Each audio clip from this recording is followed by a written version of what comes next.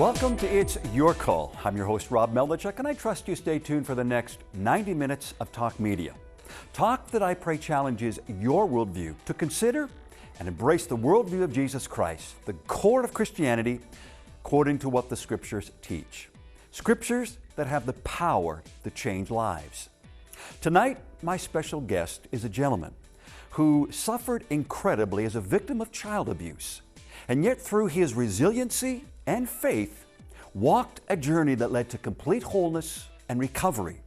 Author of Child of Woe and an international figure in child abuse cases, Maury Blair is with me tonight to share his story.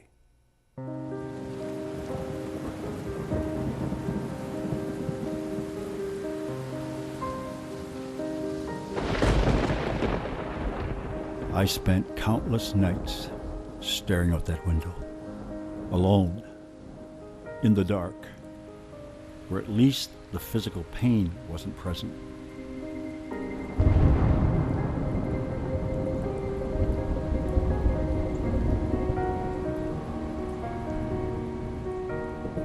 I felt the frenzy of unwantedness. I tried to understand why this hunter hunted me.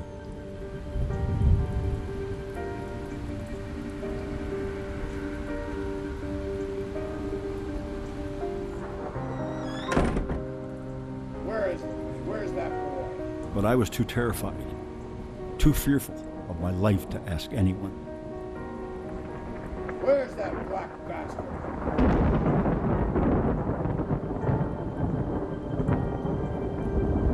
I'm gonna kill him.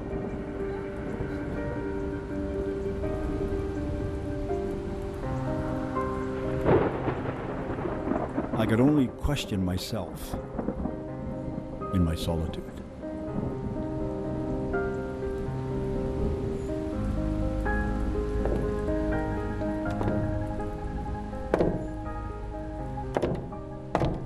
There was no escape from the old man.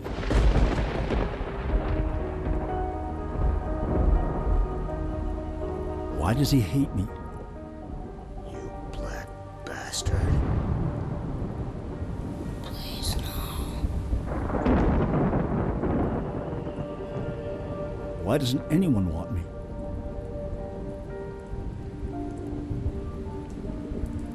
I'm Maury Blair. This is my story.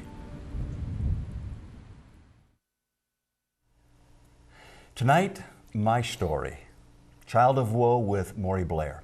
You're going to hear in just a few moments Maury sharing his personal testimony, his journey, what it was like, all that he went through, the pain, the anger, the struggle, all of it. But then also later on in the program, we're going to talk about steps to recovery, how or who changed Maury's life, and different steps that he took to help through that process, as well as, if we can, we're going to get to signs of abuse in children's lives, as well as in parents' lives looking back and looking forward. Tonight's a very important program, and I trust that you will stay tuned. And a little later on, have the courage to call in with a question or with a comment regarding this incredible subject that is affecting so many children today in our world. But I also want you to be aware that before we do open up the lines, beginning now and any time throughout this program, we do have prayer partners willing to pray with you, to encourage you, and to assist you, possibly in your journey of faith, to a personal relationship with Jesus Christ. The number to call them is 1-866-273-4444. A few moments we're going to open up the lines, but also through the social media. If you want to send an email, a question, or a comment, then please send it to It's Your Call at crossroads.ca, or go to our Facebook page, facebook.com/itsyourcall. Click that you like us, and then post a comment or a question. And we'll do our best to engage you in the conversation as well and what's taking place tonight. But tonight, my story, Child of Woe. I met Maury Blair a number of years ago when I graduated from Bible college, and it was my first pastorate. I had heard of Maury, his story, invited him to come and share it with my youth group.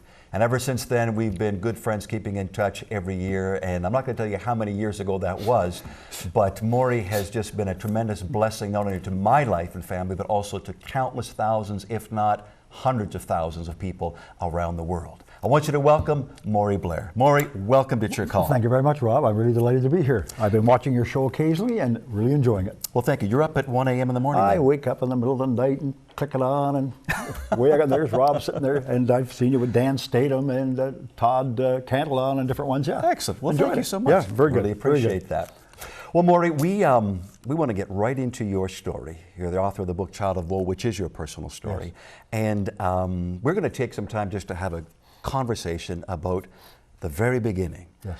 And I'm going to let you just begin to tell your story. And for those of you watching, in a few moments, we're going to open up the phone lines.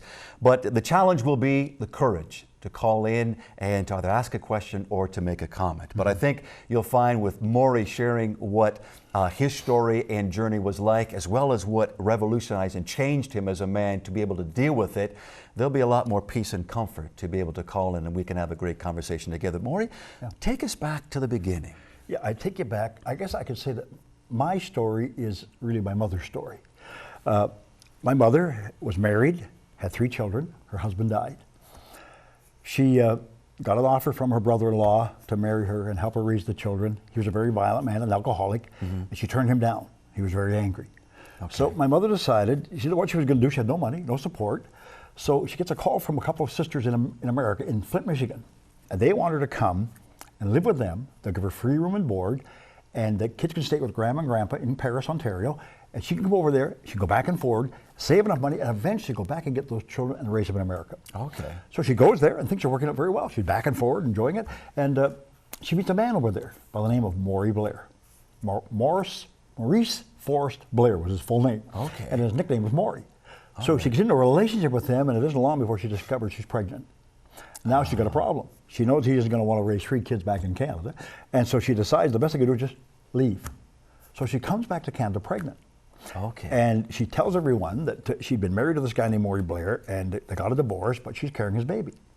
Now, she'd never been married to him, but she is carrying his baby. Okay. When she comes back, this brother-in-law, who'd wanted to marry her before she left, meets her, wants to meet her in the bar. He does, and he said, I'll give you one more chance. I will marry you and raise my brother's 3 kids. But that piece of garbage, get rid of that baby, and I will marry you. So my mother has to make a decision. And you know, your decisions determine your future, Rob, as you know. Yeah. And people need to understand that. Your decisions determine your future. And my mom decided, on a temporary basis, to give me away. I don't know where she sent me. I never did find out where she sent me temporarily. So she did send you away? And then she married him. Yes. Okay. But then after she married him, she breaks the deal. And she brings me into the home. Wow. And that's when the whole thing went crazy. I have an older brother in Winnipeg, his name's Ray, and he's out there in Winnipeg, and he remembers all these things. And he tells me, the first day he remembers me lying on a blanket in the living room. I was just a baby. I don't remember this. And he said, they're all excited. I got a new little brother. His name's Maury. And off to the door opens, and in comes his uncle, who's now adopted him, sees me for the first time. My brother said, I was all excited about having a little brother, and all of a sudden, this, as we call him, the old man walks in, sees me, goes berserk. He kicked me like I was a piece of garbage against the wall. My brother thought I was dead. And then he went looking for my mother in a rage. So my brother said, I picked you up, I held you in my arms, I thought you were dead, and he said, all of a sudden your eyes opened, you began to cry. He said, I looked down at your face and said, Maury, it isn't going to be good for you to live in this house because my new dad hates you already. For the next 13 and a half years, Rob, I was a victim of severe child abuse behind the closed doors of my own home. Yeah. Now, it's one thing to be abused in foster care or even social service or whatever, but this was right behind the closed doors of my own home. Wow. I was isolated. I was raised in the dark. I wasn't allowed to eat meals at the table. I never celebrated birthdays or Christmas.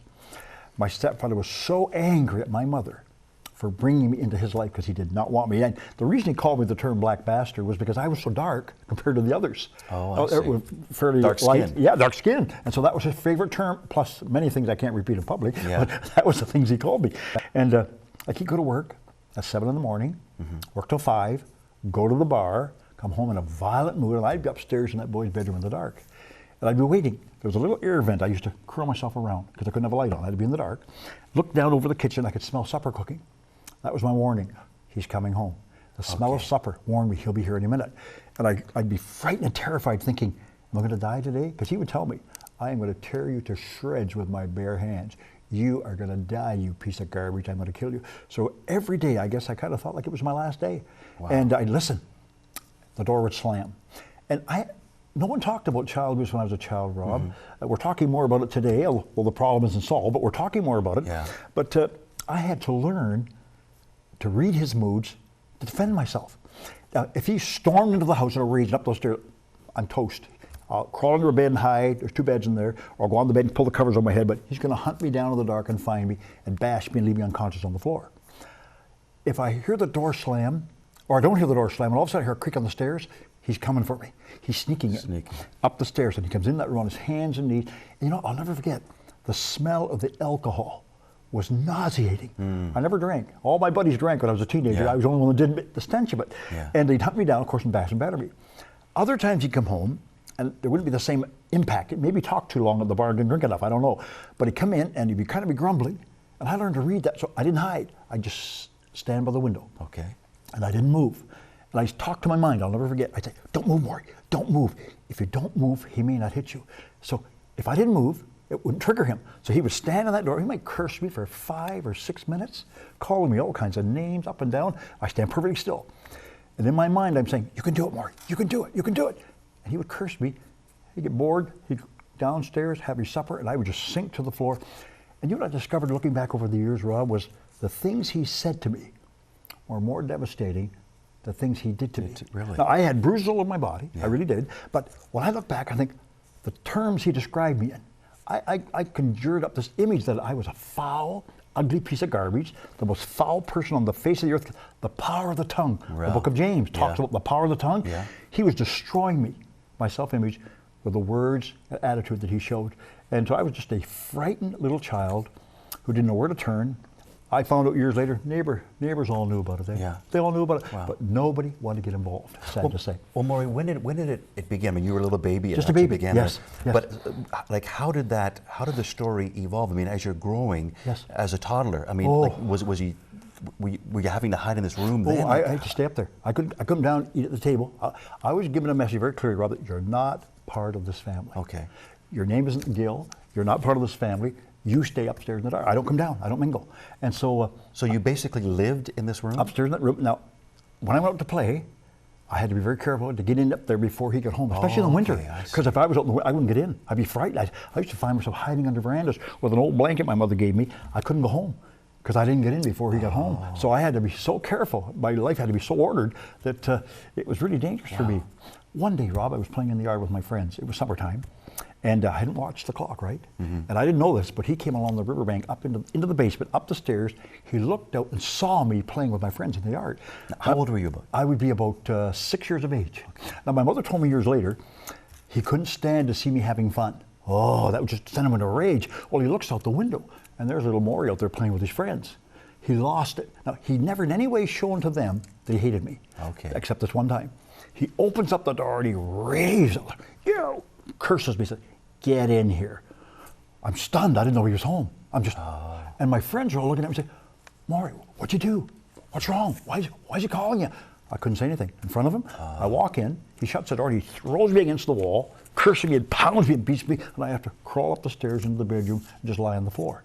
But they never understood. That's the first time they'd ever seen him. But he lost it because he looked out and saw me. So I had to be very, very careful that I didn't have any fun when he was home. You understand what I mean? Yeah. My life was on constant alert, constantly on the edge, and always thinking every day, honestly, remember, thinking, I'm going to die.